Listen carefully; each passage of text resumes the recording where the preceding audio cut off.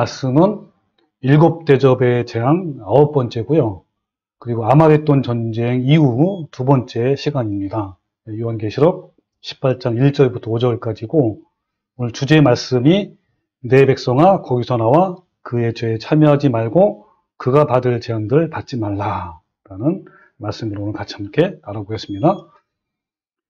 마지막 때 일어날 사건들은 서로 독립된 사건이 아니라 하나의 이제 스토리처럼 서로 내용이 이제 연결되어져 있습니다.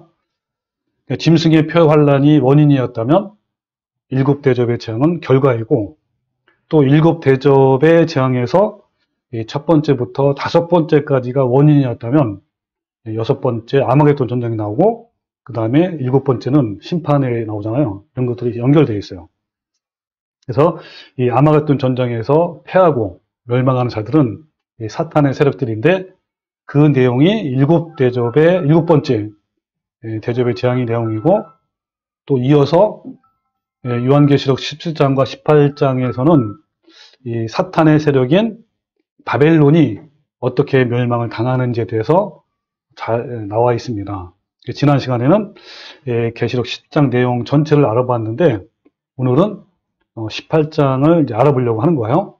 이 18장은요 또 다른 천사가 나타나서 이 바벨론에서 나오라고 외치는 일이 앞에 나오고 그 뒤에는 바벨론이 어떻게 심판을 받고 최후의 결과가 무엇인지에 대해서 말씀을 하고 있는데 오늘은 그 앞부분만 같이 한번 볼 거예요. 1절 요한계시록 18장 1절에 보면 자, 2일 후에 다른 천사, 이 다른 천사가 일곱 대접을 가진 자 중 천사 중 한 명이니까 역시 18장 말씀도 일곱 대접의 재앙과 연결된 말씀이에요. 하늘에서 내려오는 것을 보니 큰 권세를 가졌는데 그의 영광으로 땅이 환해지더라. 그래서 힘찬 음성으로 외쳐 이르되 무너졌도다 무너졌도다 큰 성 바벨론이여. 자, 여기서 보면 그 성이 무너졌다는 얘기 나오는데 그 어떻게 무너졌는지에 대한 내용이 후반부에 나와요. 그리고 앞에 지금 현재 이 부분에서는 이 바벨론이 어떠한 곳이고 그리고 그 바벨론 이제 앞으로 이제 이 바벨론 성이 무참하게 무너지고 멸망당할 것인데 거기서 나와야 이제 구원을 받을 수 있다라는 것이죠. 거기에 같이 참여하지 말고 머무르지 말라라는 그 말씀입니다. 자, 그러면서 이 바벨론 성이 어떤 상황이냐면 그 뒤에 나오죠. 귀신의 처소와 각종 더러운 영이 모이는 곳과 각종 더럽고 가증한 새들이 모이는 곳이 되었도다. 이곳이 바로 바벨론 성이란 말이에요. 그 음행의 진노의 포도주로 말미암아 만국이 무너졌으며 이 만국이 아까 말한 큰 성 바벨론과 그 다음에 어쨌든 전 세계를 말하는 거예요. 또 땅의 왕들이 그와 더불어 음행했으며 그러니까 땅의 왕들도 이 바벨론의 어떤 그 타락한 그런 교리와 교훈에 이제 물들였고 같이 연합했다는 것이죠. 그리고 땅의 상인들, 이것은 경제에도 마찬가지나요? 경제 세력도 또 땅의 상인들도 그 사체 세력으로 치부하였도다 하였더라. 또 내가 들으니 하늘로부터 다른 음성이 나와서 이르되, 이거 다 같이 한번 읽어봐. 시작. 내 백성아 거기서 나와 그의 죄에 참여하지 말고 그가 받을 재앙을 받지 말라. 그의 죄는 하늘에 사무쳤으며 하나님은 그의 불의한 일을 기억하신지라. 예, 여기 하나님의 정말 애절한 부르심이 있는 거예요. 자, 앞으로 큰 성 바벨론이 아주 무참하게 멸망당할 것인데 거기서 나오라는 거야. 멸망하기 전에, 받기 전에. 그래서 같이 그 죄에 참여하지 말고 멸망을 받지 말라라고 하나님의 아주 강력한 부르심이 있는 거예요. 그래서 이 계시록 18장에 이 바벨론이 어떻게 멸망하는지에 대한 내용이 자세히 설명되어 있고, 특히 이 바벨론이 멸망하기 전에 하나님 백성들에게 바벨론에서 나오고 그 죄에 참여하지 말고 그 재앙을 받지 말라라고 강력하게 말씀하십니다. 그래서 오늘은 이 바벨론에서 나오라는 내용이 도대체 어떤 내용인지 알아보고요. 다음 시간에는 그 바벨론이 어떻게 심판을 받는지, 멸망을 당하는지 이제 알아볼 거예요. 여기에서 기록되어 있는 큰 성 바벨론은 물론 이 적그리스도의 세력으로 종교적으로는 가톨릭 교황권을 말하고, 또한 함께 연합된 정치 세력과 경제 세력을 말하는 거야. 그런 세력들 말하는 거야.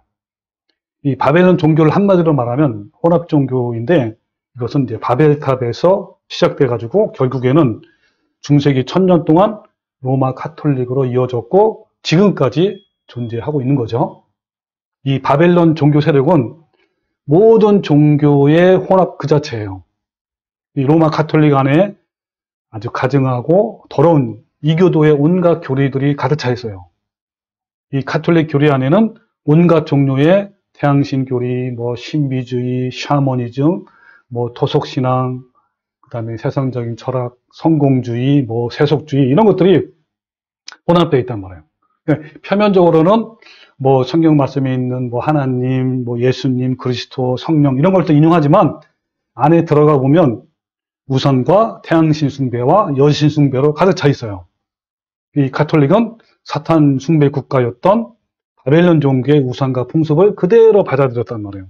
근데 좀 아쉽게도 대부분의 한국 교회 교단들은 교황이 주최하고 우두머리로 있는 WCC라는 이런 종교협회에 가입되어 있고 함께 연합을 추구한단 말이에요.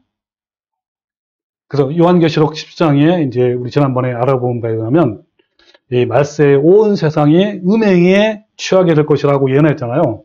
그 말이 뭐죠?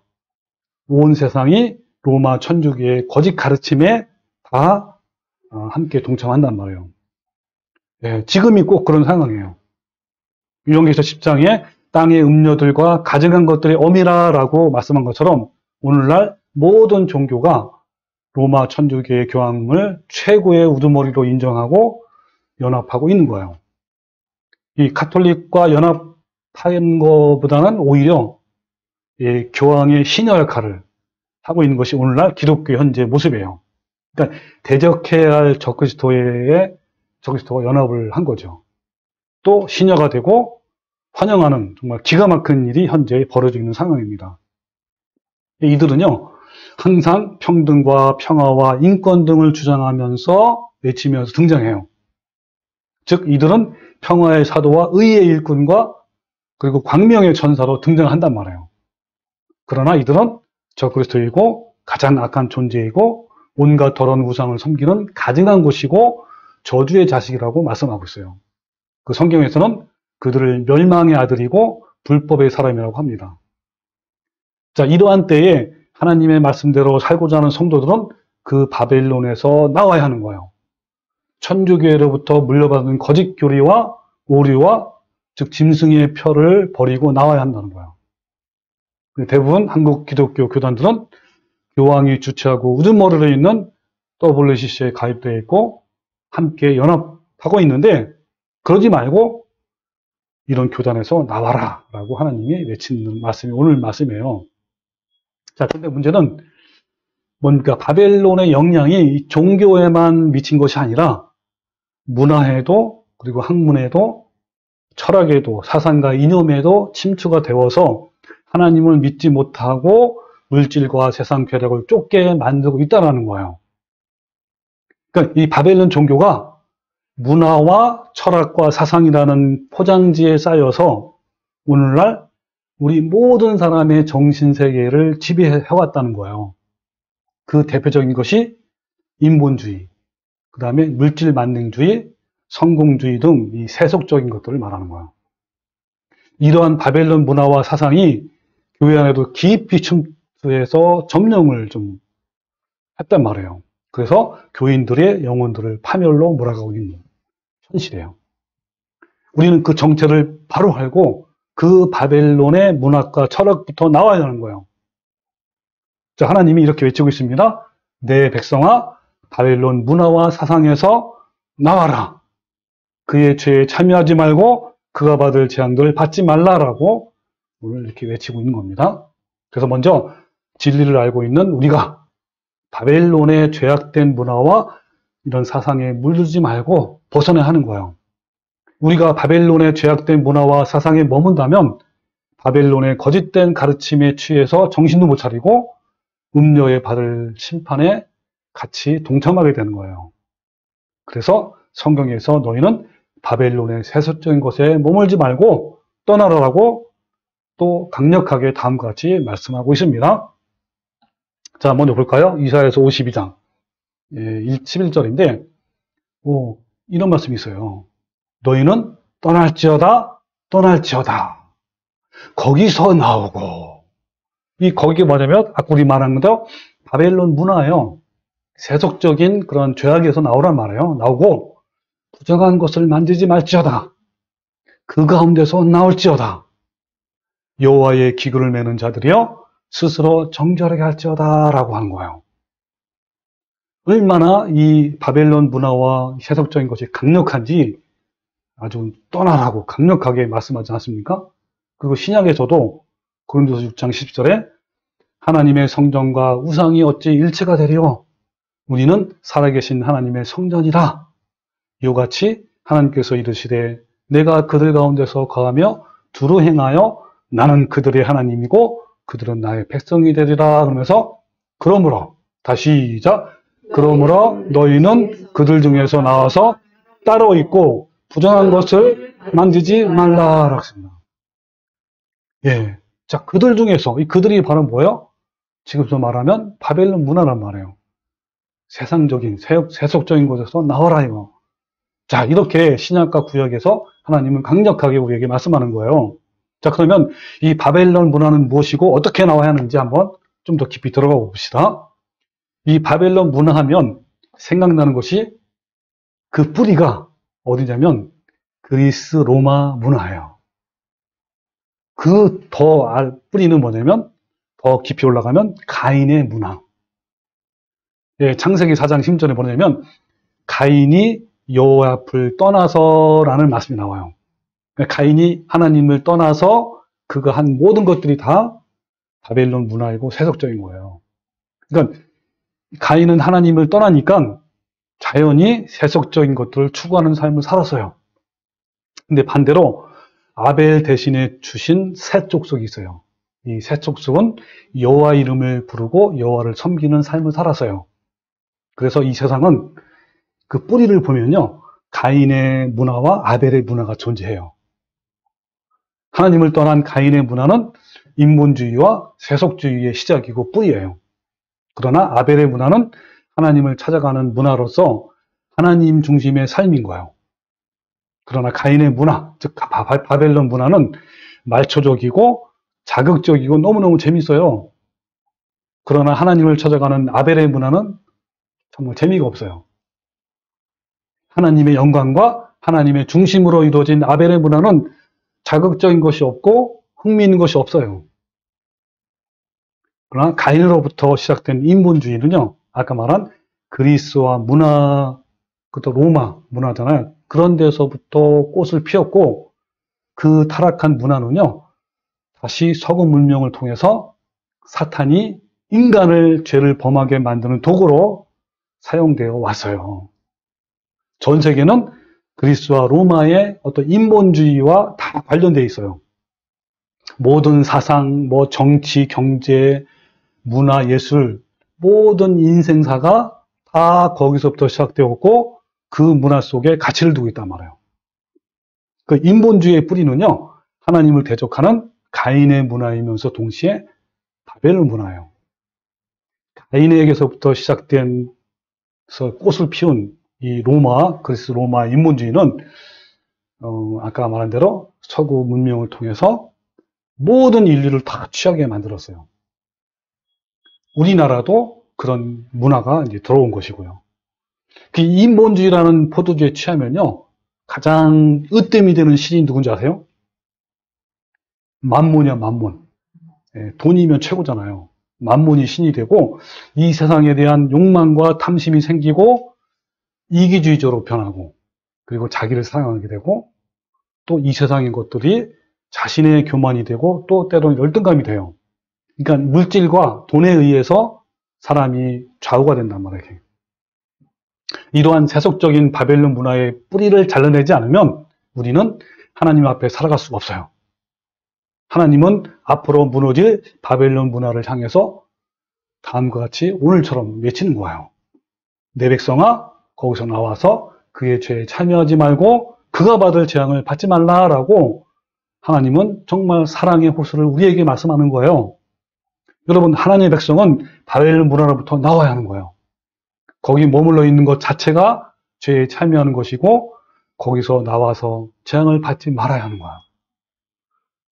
내 백성아 할 때 이 백성이 어떤 의미냐면 헬라어로 라오스예요, 라오스. 예, 다른 말로 하면 민중. 즉 의식화된 사람이 바로 라오스예요. 그러니까 내 백성은 하나님의 말씀으로 의식된 사람. 즉 하나님의 신실하심을 믿고 따르는 자를 말하는 거야. 이 백성, 민중이죠. 민중과 비교되는, 반대되는 단어가 있어요. 그게 뭐냐면 무리들. 이 무리들이라는 용어를 헬라어는 오클레스라 해요. 오클로스. 한번 오클로스 해봐요. 이 오클로스는 군중을 의미하는 것인데 이 군중, 즉 무리는요. 맹목적으로 따라가는 사람들이에요.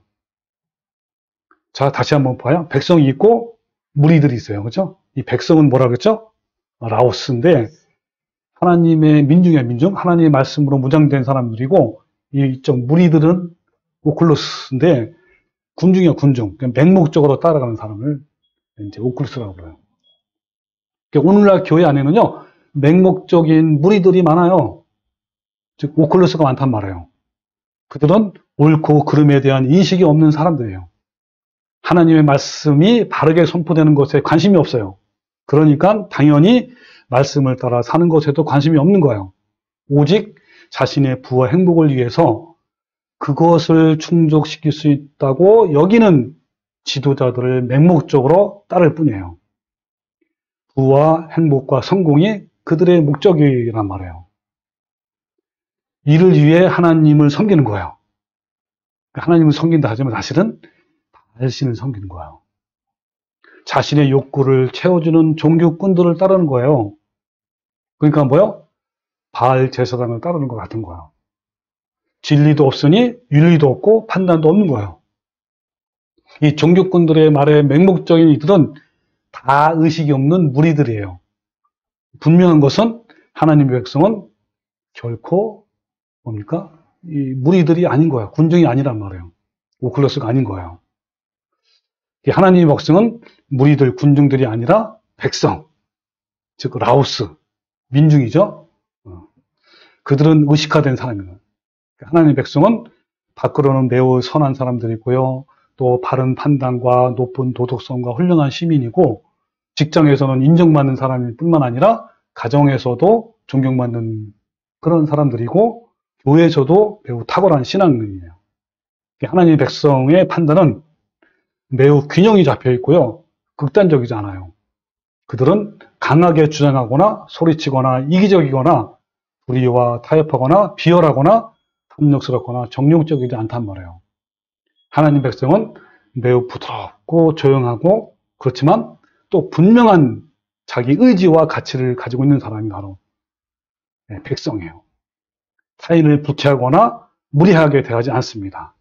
그리고 그들은 세상의 시류와 풍조에 민감하게 반응하지도 않고요. 밝고 따뜻하나 지나치게 친절하지도 않고 떠들지도 않는 거예요. 그들은 늘 변함없고 언제나 그 모습 그대로예요. 하나님의 백성이 그렇게 좋은 사람인 이유는 어디에 있냐면 바로 그들의 내면이 변화가 된 거예요. 그들은 그 속에 좋은 성품을 가진 사람들이에요. 그 좋은 성품은 그들의 내적 자아가 죽어서 생긴 예수님의 아름다운 성품이에요. 하나님 백성은 부와 행복과 성공을 위해 맹목적으로 종교꾼들을 따르지 않는 거예요. 그들이 지도자를 따르는 유일한 이유는 정말 하나님의 말씀에 있는 거예요. 그 하나님 백성의 기준은 오직 하나님의 말씀인 거예요. 그들은 말씀을 세밀하게 분석하고 바르게 해석하고 그 결과 바른 삶을 살려고 애쓰는 사람들이에요. 그들은요, 하나님 말씀으로 철저히 의식화된 사람이에요. 바로 그들이 하나님 백성 라오스인 거예요. 바로 하나님의 백성들은 다음 성경 말씀처럼 살아가는 사람들이에요. 자, 성경 말씀을 한번 봅시다. 어떤 사람이냐면 시편 1편 너무나 유명한 말씀이죠. 네, 보세요. 복 있는 사람은 악인들의 꾀를 따르지 아니하며 죄인들의 길에 서지 아니하며 오만한 자들의 자리에 앉지 아니하고 오직 여호와의 율법을 즐거워하여 그의 율법을 취하러 묵상하는도다 그랬어요. 하나님 말씀을 어떻게 한다고요? 취하러 묵상하는 자. 예, 우리 농부가에서도 제가 어제도 같이 얘기하면서 있으면서 항상 그 손님이 없는 시간에는 말씀 보는 말씀 보고 또 말씀 보고. 왜냐하면 서로 같이 모여서 말씀 보고 그럴 시간이 많지 쉽지 않아요. 그래서 내가 한 가지 그럼 각각 따로 읽어라. 네. 정경진님은 정경진 나름대로 가게에 있으면서 틈만 되면 말씀을 읽고 묵상하고 하는 거예요. 또 오자민도 이제 틈만 되면 읽고. 그러면 어때요? 들어가는 것이 뭐가 들어가요? 내 안에? 말씀이 들어가기 때문에 나올 때도 뭐가 나오는지 아세요? 그 말씀이 나오고 그 말씀에 들었던 성품이 나오는 거예요. 저절로. 그러면 이제 손님들 오면 어떻게 할까요? 그 말씀이 흘러나오는 거예요. 다른 얘기 안 하게 돼 있어. 그런 거예요, 지금. 주야로 묵상하는다. 그는 시냇가에 심은 나무가 저를 따라 과실을 맺으며.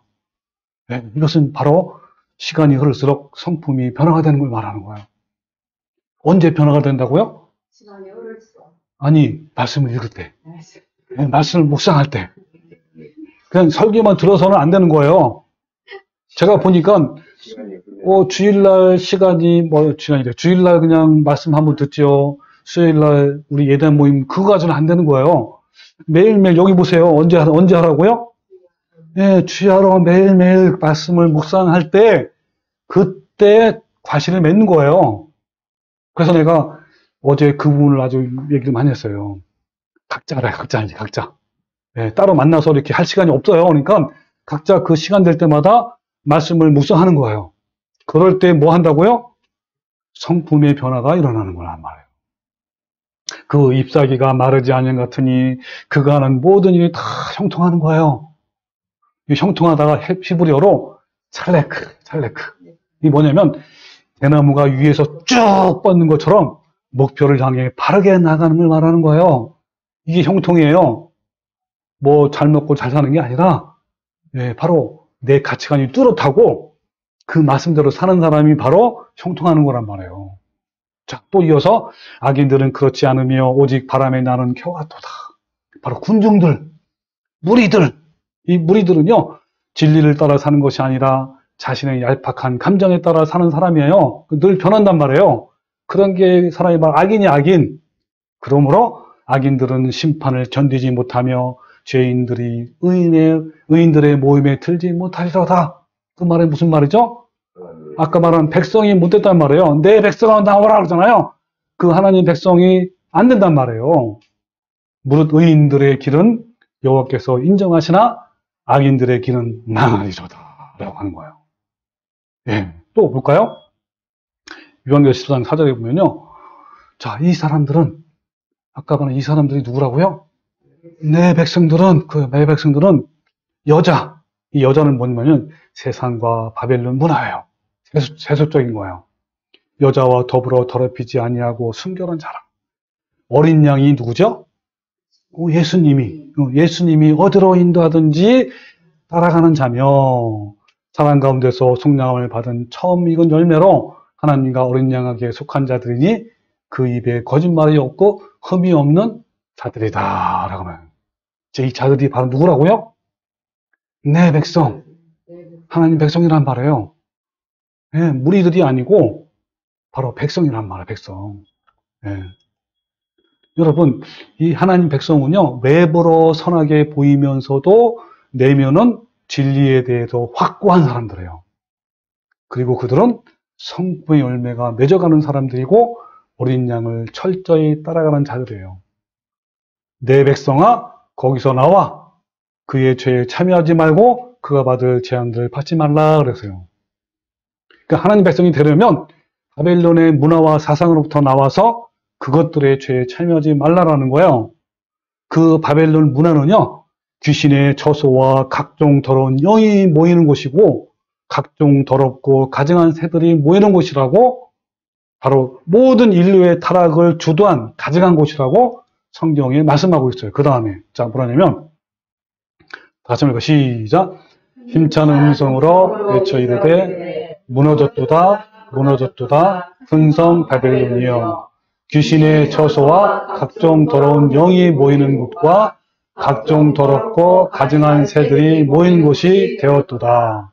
그 음행의 진노에 포도주로 말미암아 만국에 무너졌으며 또 땅의 왕들도 그가 더불어 음행했으며 땅의 상인들도 그 사치와 사력으로 치부하였다 하다.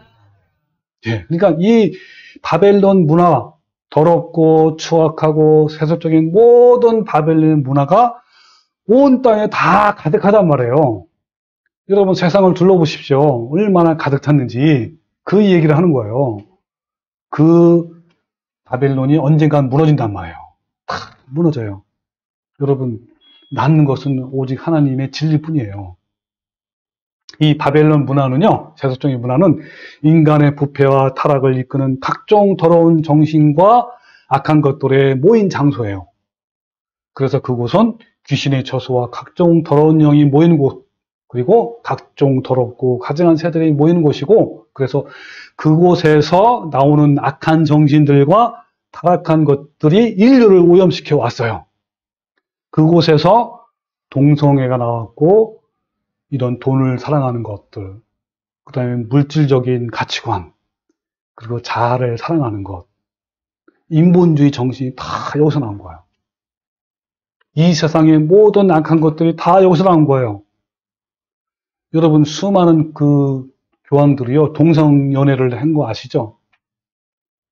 그리고 이 동성애가 어디에 뿌이냐면 사실은 소돔 고모라의 문화도요 동성애가 심했어요. 그런 모든 것들이 다 여기서 나온 거예요. 여기서. 그러니까 이 세상은 바벨론의 세속적인 문화로 오염되었어요. 여러분 세상의 임금이 사탄과 그 수하들이 보좌를 두고 있었던 바로 그곳이 바로 바벨론이나요. 인류는 힘의 논리를 바벨론에서부터 배운 거예요. 그래서 서로 힘만 강하면 싸워서 이기려고 하잖아요. 이 전쟁도 다 거기서 나온 거예요. 인본주의와 자본주의의 원리도 바벨론으로부터 배운 거고요. 타락한 문화도 거기서부터 흘러나왔어요. 경제와 정치와 또 철학과 이런 것들이 다 거기서 나온 거예요. 이 바벨론은 서구 정신사와 물질사의 중심이에요. 이 바벨론 문화는 그동안 인간의 타락을 주도해왔던 저그리스도의 사상으로 무장된 장소이고요. 사탄이 거기에 보좌로 있는 곳이 바로 바벨론 문화예요. 사탄은 그곳의 정신을 온 세상에 퍼뜨림으로써 인간을 타락시켜 왔단 말이에요. 아까 음행이라는 말 하죠. 음행. 음행이 헬라어로 뭐냐면 포르네이아라는 뜻이에요. 창녀라는 뜻이에요. 이 바벨론 문화는 모든 인류를 타락으로 이끄는 창녀였다라는 뜻이에요. 그러므로 내 백성아 거기서 나오라는 말씀은 바벨론의 사고의 방식으로부터 탈출하라라는 의미예요. 이 바벨론의 사상과 이념과 문화로부터 완전히 탈출하라는 의미란 말이에요. 즉 사탄적이고 세속적인 것으로서 탈출해야 하는 거예요. 우리 주위에는 여전히 바벨론 방식을 가지고 있는 사람들이 너무나 많아요. 자신의 타락한 본성으로, 즉 바벨론의 사고방식으로 복달라고 기도하는 일이 너무나 많다는 거예요. 참으로 안타까운 일이에요.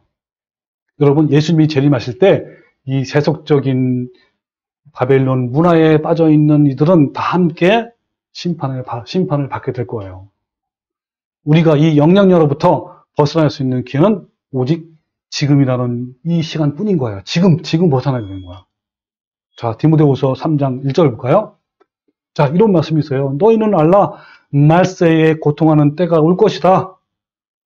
예, 말세에 가면 갈수록 전부 다 고통의 때가 온단 말이에요. 왜 그러냐? 어떤 죄악 때문에? 바로 자기를 사랑하고. 그 다음에 두 번째 뭐요? 돈을 사랑하고. 여러분 자기를 사랑하는 것에서부터 다 비롯돼요. 자기를 사랑하다 보니까 돈을 사랑하게 되는 것이고요. 그러다 보니까 자랑하고, 막 교만하고, 막 비방하고, 부모를 거역하고, 감사하지 않고, 거룩하지 않고, 막 무정하고, 원통함을 풀지 않고, 모함하고, 절제하지 못하고, 싸납고, 이런 거란 말이에요. 그러면서 맨 끝에 뭐라 그랬죠? 이 같은 자들에게서 내가 돌아서라 그러잖아요. 이 말씀이 뭐죠? 돌아서라는 말씀이 바로 바벨론 문화, 세상 사탄적이고 세속적인 것에부터 탈출하라 이런 뜻이에요. 네. 여러분 하나님 백성은요 바벨론의 죄악된 문화에서부터 빠져나와서 오직 시냇가에 심은 나무가 시절을 쫓아 과실을 맺은 것 같이 하라는 거예요. 오만한 자리에서 앉지 말고 오직 여호와의 율법을 즐거워하며 주여하러 그 말씀을 뭐 하라고 그랬죠? 묵상하는 거 묵상. 안 그러면요 바벨론 문화에 다 휩쓸리게 되어 있어요. 중요한 것은요 우리가 먼저 누가 먼저? 우리가 먼저 바벨론의 죄악된 세상에서 빠져나와 하나님의 친백성으로 살아갈 때 아직까지 바벨론에 머물러 있는 우리의 자녀들 그리고 친지들을 구원해낼 수가 있는 거예요. 여러분 내일을 기약하지 마십시오. 또 머뭇거리지 말고 지금 이 순간부터 우리는 두렵고 떨림으로 구원을 이루어 나가야 하는 거예요. 지금부터 철저히 하나님의 거룩한 형상을 이루는 삶을 살아야 내 사랑하는 가족과 친지들, 친구들을 인도해낼 수가 있는 거예요. 그러니까 언제가 중요한 거야? 지금이 중요한 거예요. 평소에 우리의 착실한 행실로 가족들에게 신뢰를 얻게 되면 지금이라도 그들을 바벨론의 죄악된 세상에서 이끌어낼 수 있는 것뿐만 아니라 마지막 짐승의 표의 환난 때에도 그때가 언제냐면 은혜 받을 만한 시간이 마지막 시간이에요. 구원받을 시간 마지막 기회란 말이에요. 그때에도 그들을 이끌어낼 수 있게 되는 거예요. 현재 우리가 그들에게 빛과 소금의 역할을 하지 못하는데 그들을 어떻게 빛 가운데로 인도할 수 있겠단 말입니까? 없어요. 내 백성아 거기서 나와 그의 죄에 참여하지 말고 그가 받을 재앙들 받지 말라라고 가족들에게 당당하게 외치려면 지금 현재 내가 내 자신이 빛된 삶을 살아야 하는 거예요. 여러분 이제 머뭇거릴 시간이 없어요. 하루라도 빨리 신의 성품에 참여하는 자가 되어야 하는 거예요. 자, 로마서 13장 11절 다 같이 시작. 또한 너희가 이 시기를 알거니와 자다가 깰 때가 벌써 되었으니 이는 이제 우리의 구원이 처음 믿을 때보다 가까웠습니다. 밤이 깊고 낮이 가까웠으니 그러므로 우리가 어둠의 일을 벗고 빛의 갑옷을 입자. 낮에와 같이 단정히 행하고 방탕하거나 술 취하지 말며 음란하거나 호색하지 말며 다투거나 시기하지 말고 오직 주 예수 그리스도의 옷 입고 정욕을 위하여 육신의 일을 도모하지 말라라고 말씀하고 있어요. 언제 하라고 이거를? 지금 하는 거 지금부터. 또 베드로서 1장 13절 시작.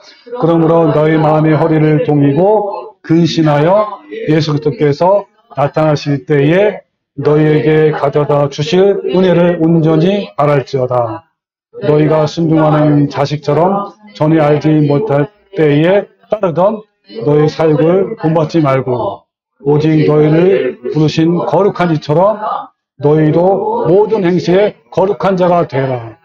기록되어 있으되 내가 거룩하니 너희도 거룩할지어다 하셨느니라.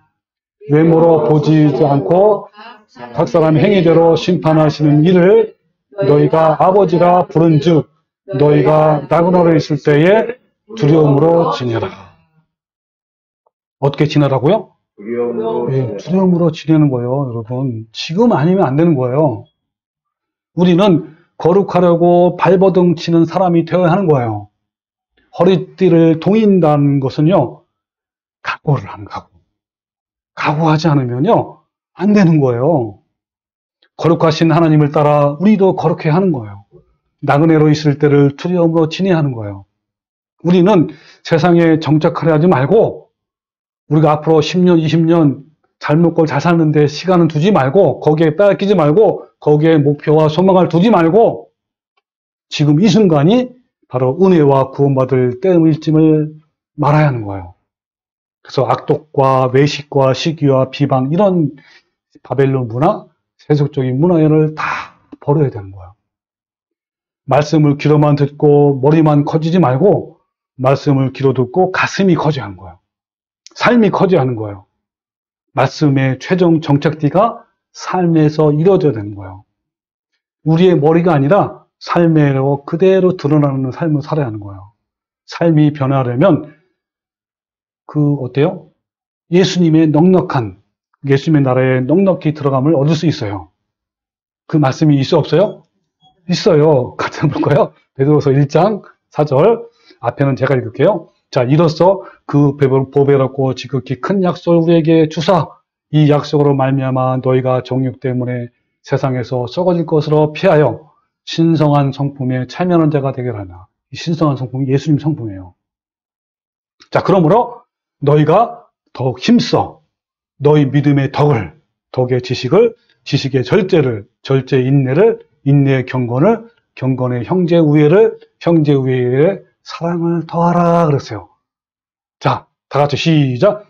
이것이 하면 우리 주 곧 구주 예수 그리스도의 영원한 나라에 들어감을 넉넉히 너희에게 주시리라. 어떻게 하면? 이같이 하면. 앞에 나오죠? 믿음과 덕과 지식과 절제와 인내와 경건과 형제 우애와 사랑을 하면, 이게 바로 신의 성품에 참여하는 자가 되면, 이런 뜻이에요. 베드로서 2장 1절에 보면, 그러므로 모든 악독과 모든 기만과 외식과 시기와 모든 비방하는 말을 버리고 갓난아기들과 같이 순전하고 신령한 젖을 사모하라. 이는 그런 말미암아 너희로 구원에 이르도록 자라게 한다라고 했어요.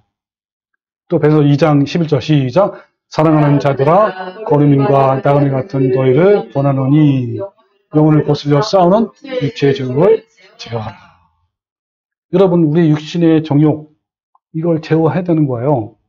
그래서 베드로서 4장 3절에 너희가 음란과 정욕과 술 취함과 방탕과 향락과 무업한 우상 숭배를 하여 이방인의 뜻을 따라 행한 것은 언제 족하다고요? 지나간 대로 옛날에 다 족한 거예요. 지금은 하지 말라는 거예요. 네, 그리고 베드로서 3장 9절부터 보면요, 주의 약속은 어떤 이들이 더디다고 생각하는 것 같이 더딘 것이 아니라 오직 주께서는 너희를 대하여 오래 참으사 아무도 멸망하지 아니하고 다 회개하기를 이르기를 원하신단 말이에요. 그러나 주의 날이 도적같이 오리니 그날에는 하늘이 큰 소리로 떠나가고 물질이 뜨거운 불에 풀어지고 땅과 그 중에 있는 모든 것들이 드러나리로다. 그러니까 하나님의 어마어마한 멸망의 심판이 온단 말이에요. 이 모든 것이 이렇게 풀어지니 너희가 어떤 사람이 되어야 마땅하냐? 여러분, 어떤 사람이 되어야 됩니까? 자, 다시 시작.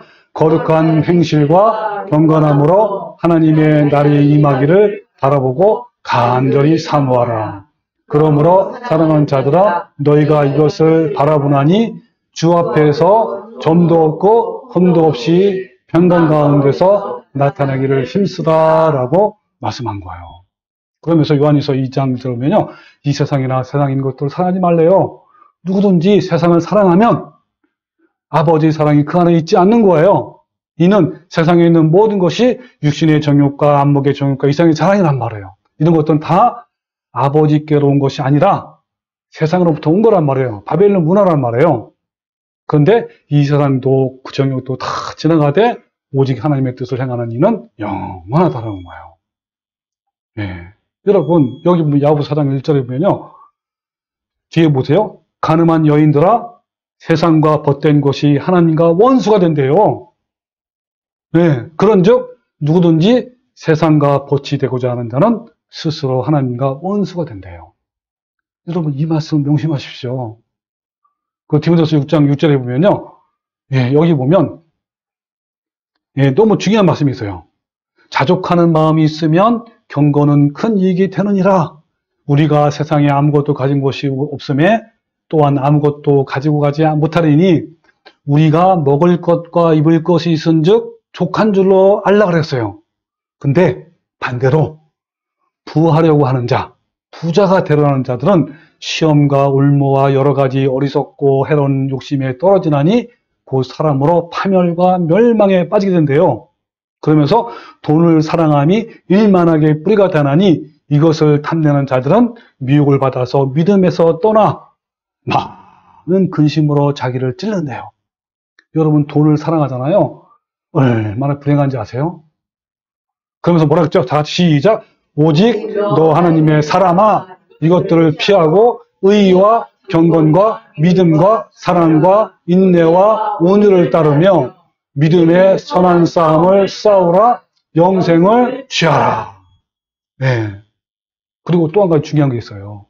로마서 10장 8절에 보면요. 피차 사랑의 빛 외에는 아무에게든지 비치지 말래요.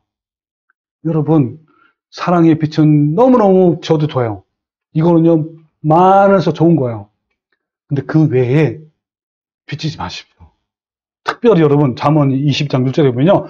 마땅히 행할 길을 아이에게 가르치라. 그리하면 늙어서도 그것을 떠나지 아니하리니 부자는 가난한 자를 주관하고 빚진 자는 뭐라고요? 세주의 종이 된대요. 여러분 빚진 자는 얼마나 여러분 비참한지 아세요? 영적으로나 물적으로나 종이 돼 종, 체주의 종이 되는 거예요. 이것은요 앞에 있는 말씀 연결된 거예요. 무슨 말이냐면 그런 것을 누구한테 가르치라는 거예요? 예, 자녀에게 가르치는 거예요. 제일 먼저 가르칠 것이 바로 이거예요. 그리하면 늙어서도 그것을 떠나지 아니한대요. 예, 이것이 우리한테 굉장히 중요한 거예요. 이 빛은요 물질적인 영역뿐만 아니라 영적인 영역에도 영향을 미친다는 것은 절대로 잊지 마십시오.